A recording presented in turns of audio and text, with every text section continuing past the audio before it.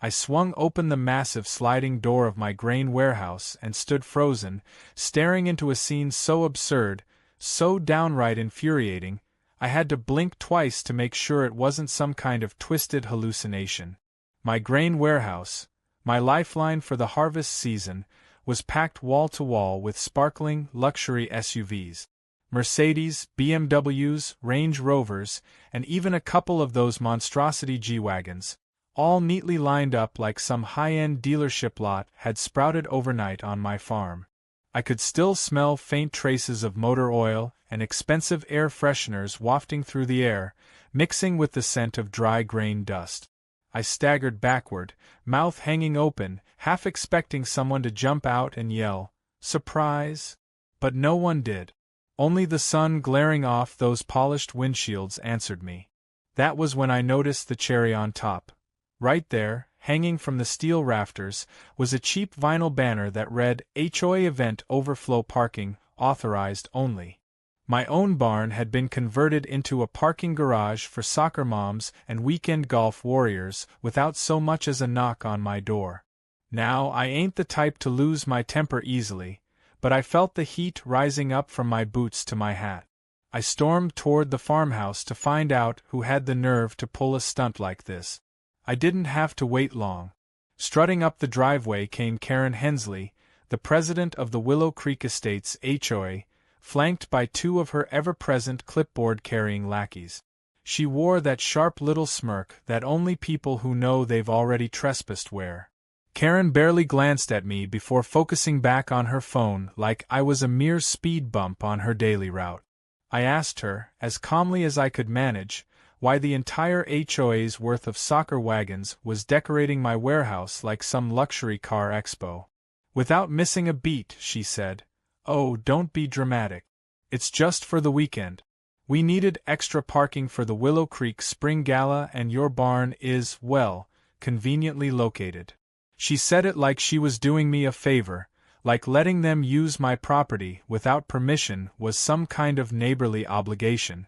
I told her, firmly, that this wasn't happening, that I needed the warehouse for, actual farming. She chuckled and tapped her manicured nails on her clipboard, informing me that the Homeowners Association and Community Enhancement Committee had already cleared it.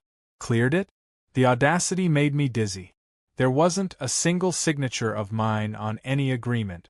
I pressed her for paperwork, and she handed me a copy with a smug flourish, as if she'd just handed me a winning lottery ticket. I squinted at it and, sure enough, there it was, some official-looking nonsense with my name printed but not signed. I knew I hadn't signed a thing. My stomach sank as I realized this wasn't just ignorance, it was calculated theft. She had faked the paperwork. Later that evening, after I cooled down with a hard lemonade and a walk through the fields, I decided to pay a visit to the HOA headquarters. They had taken over the old post office building, and inside it looked less like a community office and more like a corporate lair, complete with fancy water coolers and branded pens. I played dumb, pretending I just wanted to understand the paperwork. I didn't miss the wide eyes and nervous shuffle of Rob, the HOA's vice president, when he saw me. While Karen prattled on about the greater good, Rob handed me a fresh coffee and subtly murmured, "You didn't hear it from me, but she's been planning this for months. She wants the warehouse permanently." My heart thudded in my chest. This wasn't just some entitled weekend event. This was a hostile takeover. They'd been plotting behind my back to turn my grain warehouse, the heart of my farm, into permanent parking for rich folks who couldn't be bothered to walk an extra 100 yards. And worse yet, they might just have enough HOA connections and fake paperwork to pull it off if I didn't act fast. I thanked Rob with a firm nod, slipped out into the night, and stared out over my fields. The moon cast a pale glow over the land I'd worked every single day of my life, and for the first time, I wasn't sure if I could protect it. But then, a different kind of spark hit me. Karen thought she had me cornered. She thought a forged signature and a smug grin were enough to take what was mine. But if there's one thing my father taught me, it's this. Never let anyone steal from you, especially not while you're standing right there watching. As I stood there under that wide country sky, I knew exactly what I had to do. The next morning, I called an old friend. Not just any friend. Sheriff Tom Hargrove, retired Marine, fifth-generation cattleman, and the only man who knew the county codes better than the lawyers who wrote them. When he picked up and heard the story, he let out a sharp whistle. Then he said words that lit the fuse on the plan forming in my mind. "You know there's still a law about trespassing vehicles and farm property, right? You give it 48 hours, you can tow every one of those shiny rigs to the county impound lot. Legally." I swear I grinned so wide the phone nearly slipped from my hand. I could already picture it, a convoy of tow trucks, flashing lights, and the look on Karen's face when she realized I wasn't some clueless farmer. I was the last person she should have messed with. And just like that, the game was on. I didn't waste a second after hanging up with Sheriff Tom. The moment the sun cracked over the horizon, I was already setting the wheels in motion. First thing I did was grab my old leather-bound notebook and start documenting everything: photos, videos, timestamp. Every SUV, every license plate, every oil stain on my concrete floor. I even got footage of Karen's little minions cheerfully directing cars into the warehouse like they were parking at a county fair. They didn't even notice me filming from the hayloft. I made sure to get a few clips of Karen herself bragging about the overflow parking to some wide-eyed HOA members who looked like they'd rather be anywhere else. It was almost too easy. Later that afternoon, I paid Sheriff Tom a visit. His office smelled like strong black coffee and old leather, and he sat behind his desk with a look that told me he was just as excited about this mess as I was. He leaned back in his chair, sipping his coffee like he had all the time in the world, while I paced in front of his desk. He pulled out a dog-eared county ordinance book and flipped to the section marked Abandoned and Trespassing Vehicles on Agricultural Property. It was still there, plain as day, dusty but enforceable. Any vehicle left on farm property without the owner's permission could be declared abandoned after 48 hours. Once documented and reported to the sheriff's office, the landowner was fully within their rights to have them removed by any means necessary. It got better. Tom pointed out a clause tucked in the bottom margins. If said vehicles interfered with agricultural operations or seasonal harvests, the tow could be expedited without waiting for a full court order. He slapped the page with his calloused finger and grinned. "You can do it clean and legal, son. Just don't tell me if you decide to make it entertaining." I knew exactly what he meant. That night, back at the farm, I sat on the porch, watching the glow of the HOA's event tents flickering in the distance. I could hear faint laughter and music carried by the wind. Karen and her crew were having the time of their lives, probably sipping wine and patting themselves on the back, oblivious to the fact that the countdown had already started. 48 hours. That was all I needed. The next morning, I called in two of the finest tow companies in the county, Big Earl's Towing and Rosie's Recovery. Earl was an old rodeo buddy who loved nothing more than hauling away oversized toys, and Rosie was a no-nonsense powerhouse who'd towed more vehicles out of muddy ditches and flooded rivers than anyone I knew. When I told them the job, Earl nearly choked on his coffee. Rosie simply said, "Count me in." We made a quiet plan. Trucks on standby, engines idling, ready to roll the minute Sheriff Tom gave the official go-ahead. In the meantime, I played the fool. I showed up at the next HOA meeting in their fancy clubhouse, which they decorated like it was the lobby of a Las Vegas resort. Karen was holding court at the head of the room, waving around a champagne flute like she was royalty. I stood quietly in the back, hat in hand, pretending to look lost. Karen spotted me and smirked like a cat spotting a slow mouse. "Well, if it isn't Farmer Brown," she said, loud enough to get a chuckle from the room. "Have you come to donate your barn for good? The HOA could always use more parking." I chuckled along, but inside I was boiling. I thanked her for helping me understand the paperwork, and told her I'd decided not to make a fuss. The smug satisfaction that spread across her face was almost too much to bear.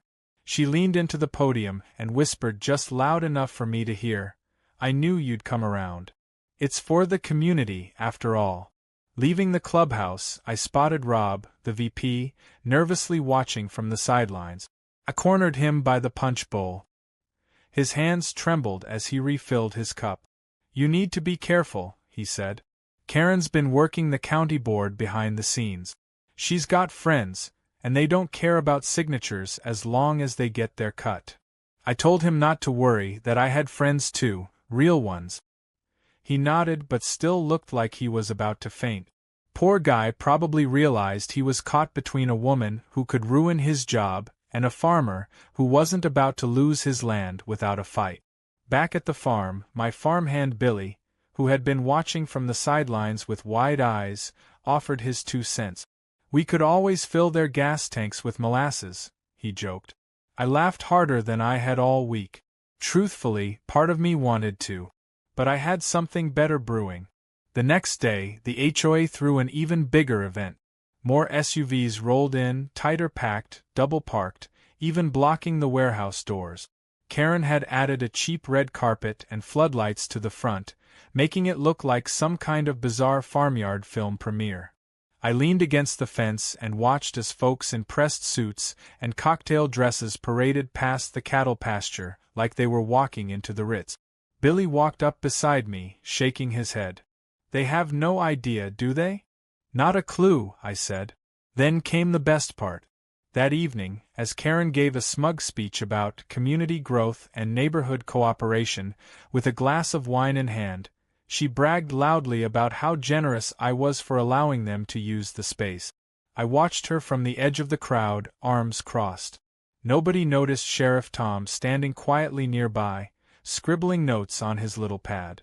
He was counting cars, counting hours, and checking off everything I had documented. 48 hours was almost up, and they didn't even know it. The plan was no longer just about clearing my barn. It was about showing Karen and every single person watching that farmers don't get trampled just because they're quiet.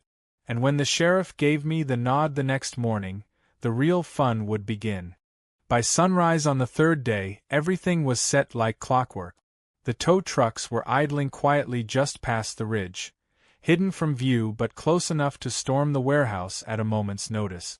Sheriff Tom stood by the old oak near the road, arms folded, hat tipped low, watching the spectacle unfold like it was some outdoor theater show.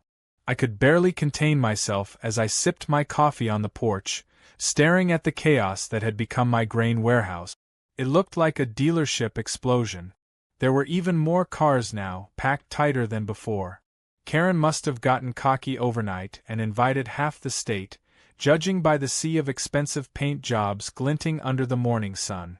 I walked down the dirt path as casually as if I were going to feed the hens. When Karen saw me, she gave me a wave like we were old friends. She was standing near the entrance in her usual power stance, wearing sunglasses big enough to block out the guilt she should have been feeling. Behind her, several HOA board members scurried around, setting up more decorations. Balloons, banners, even a small stage. It was ridiculous, like they were preparing for some mini music festival on my property. Sheriff Tom approached her first, all calm and formal. He handed her a folded piece of paper. I could hear her scoff from where I stood. "What is this supposed to be?" she said, flipping it open without much care. As she read, the color drained from her face. She whipped her head toward me. "This is a joke, right?" she asked, raising her voice. "No joke," I said. "Your 48 hours are up. Sheriff's orders." Karen tried to laugh it off, turning to her followers. "He can't do this. This is public property now. We have documents." Sheriff Tom calmly tipped his hat back. "No, ma'am, you don't. This here is private farmland. Your paperwork is forged, and the county isn't too pleased about it." He gestured behind him. Tow trucks are already on their way. Almost like magic, the rumble of diesel engines echoed from behind the hills. One by one, Big Earl's fleet rolled in, followed by Rosie's crew, like a cavalry charge. Dust kicked up behind them as they descended the dirt road, heavy chains rattling, hooks gleaming. The sight alone was enough to turn heads from the crowd gathering near the warehouse. People who'd been sipping morning mimosas now looked like deer caught in headlights. Karen ran to block the entrance like she could physically stop 6 tow trucks with nothing but willpower and overpriced shoes. "You don't understand," she shouted, flustered. "We've invested thousands into this event. You can't do this." Tom flipped through his notebook. "Funny thing about county law, ma'am, it doesn't give 2 hoots about your decorations." The first SUV went up, tires screeching as Big Earl winched it onto his flatbed like he was reeling in a catfish. Karen screamed. Not yelled, screamed like a banshee who'd just seen a ghost. The next one followed, then another, then another. The townsfolk began to gather by the fence, watching the spectacle unfold. Some had even brought lawn chairs, clearly tipped off by Earl or Rosie. One old-timer passed me a thermos of coffee without a word, eyes glued to the scene. Billy, standing next to me, nudged my arm and whispered, "Bet you a dozen eggs she faints before they get to the Range Rover." Karen didn't faint, but she came close when Rosie, grinning from ear to ear, backed up to Karen's precious black Range Rover. Karen lunged for the door like she could drive away and escape the sheriff, but Tom stepped in front of her with that same steady, unshakable calm he always had. "I wouldn't do that if I were you," he said, blocking her path. Karen's meltdown was nothing short of spectacular. Tears, threats, bargaining, she cycled through every stage of grief right there in the gravel. Her husband, red-faced and quiet up until now, tried to intervene but got caught in the crossfire when Karen turned on him, accusing him of not doing enough and letting this happen. And just when you thought it couldn't get any better, Rosie accidentally, well, maybe not so accidentally, hooked up Karen's beloved golf cart along with the Range Rover. Karen shrieked as if she were watching her firstborn being hauled off. Rosie shrugged and said, "It's parked on the list," as she cranked the winch. The best part? Half of this circus was being caught live on camera by a local news crew who'd caught wind of the event. The reporter, trying to stay neutral, asked Karen if she had anything to say about the situation. Through tears and mascara streaks, Karen could only sputter, "This is an attack on the community," which, considering the circumstances, only made the gathered crowd burst out laughing. Tom wasn't done yet. As the last few vehicles were being loaded up, he revealed the final blow. "State inspectors are on their way," he said. "Turns out using HOA funds to build unauthorized infrastructure on private property is considered misappropriation. Might want to get yourself a good lawyer." Karen's knees nearly gave out. She stumbled back toward her HOA board members, who now looked less like her loyal soldiers and more like people trying to blend into the scenery. Some even started quietly slipping away toward their cars, hoping nobody would notice. As the last of the SUVs were hauled down the road toward the county impound, I couldn't help but tip my hat to Tom. "Didn't think you'd get the golf cart too," I said. He chuckled. "She insisted on making it part of the event. That makes it fair game." Billy, who'd been filming the whole thing on his phone, grinned. "This is going viral before sundown." The sun hung low behind the ridge, casting long shadows over the empty warehouse. For the first time in days, it looked like a grain barn again, not some ridiculous valet lot. Karen, now sitting in the dirt with ruined heels and a 1,000-yard stare, seemed to finally grasp the reality of the situation. As the townsfolk packed up their chairs and filtered back to their farms, I couldn't help but savor the look of utter defeat on Karen's face. I wasn't sure what would come next for her, but for me, I knew exactly what the next step was. Tomorrow, the sheriff and I were going to hold a little auction. And every single one of those SUVs? They'd be mine to sell. The following morning arrived crisp and bright, with not a single cloud daring to spoil the sky. I stood at the entrance of the county impound lot, watching as the sun gleamed off rows upon rows of spotless, expensive SUVs, all lined up like cattle ready for market. Sheriff Tom leaned against the fence beside me, arms crossed, eyes twinkling with quiet satisfaction. The impound yard hadn't seen this much action in years, and the auction signs posted all around made sure the whole county knew about it. Word had traveled fast, faster than I expected, honestly. Farmers, ranchers, mechanics, and even a few curious outsiders from neighboring towns had shown up, some just to watch the spectacle, others ready to throw down real money for the chance to drive away in one of these high-dollar machines. I could hear them chatting, laughing, and passing rumors about how the HOA president got herself into this mess. Karen was there too, slumped behind a makeshift table, flanked by a couple of HOA board members who looked like they'd rather be anywhere else. Her husband sat stiffly beside her, face locked in a permanent wince. She hadn't spoken a word all morning, just kept her eyes down, scribbling nervously on some paperwork, probably desperate to find a loophole to stop what was about to happen. But there wasn't one. Sheriff Tom had been thorough. Every vehicle had been legally processed as abandoned property interfering with agricultural operations. In fact, the expedited clause gave me the green light to auction them within 24 hours, and that's exactly what I was doing. The auctioneer, Big Earl's cousin, was a wiry old man with a sharp tongue and a love for theatrics.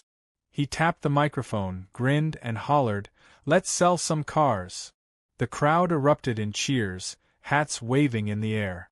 The first SUV, a cherry-red Range Rover with custom leather seats and more gadgets than a spaceship, rolled up on the block. I recognized it immediately as Karen's personal ride. I watched her stiffen, white-knuckling her clipboard. She whispered something to her husband, who hurriedly raised his bidding paddle.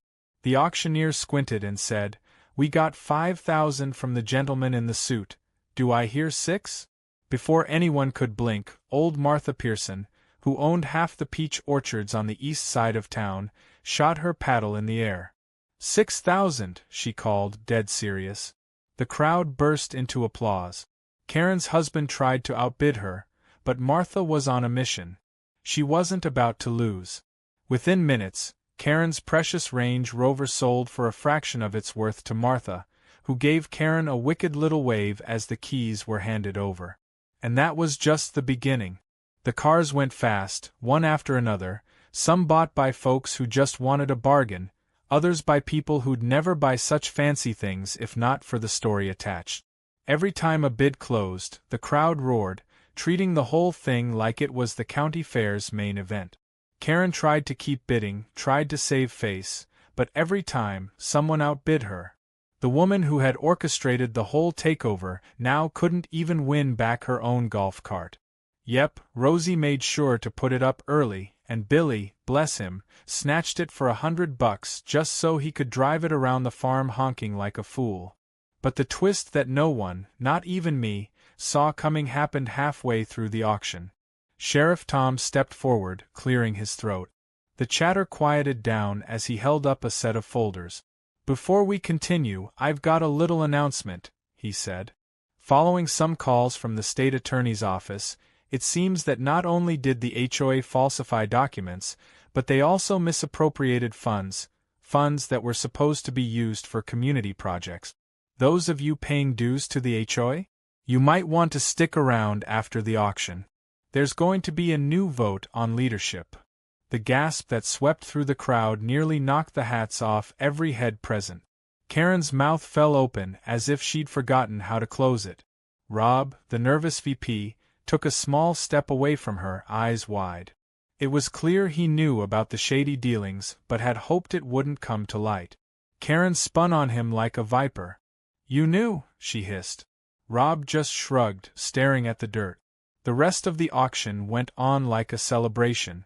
Billy parked the golf cart next to the auction stand and offered people rides back to their trucks, just to rub salt in the wound.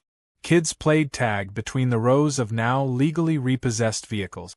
Earl and Rosie worked double time hauling cars to their new owners, all while Karen sat there shrinking smaller and smaller, like a balloon with a slow leak. By the end of the day, the auction brought in more money than I had dared hope. Enough to fix the warehouse, buy new equipment, and even make some much-needed improvements around the farm. I didn't pocket it all, though. Part of me felt like the whole town had earned a cut of the win. I donated a chunk to the volunteer fire department, another to the school's AG program, and the rest went straight back into the farm where it belonged. The satisfaction wasn't just in the cash.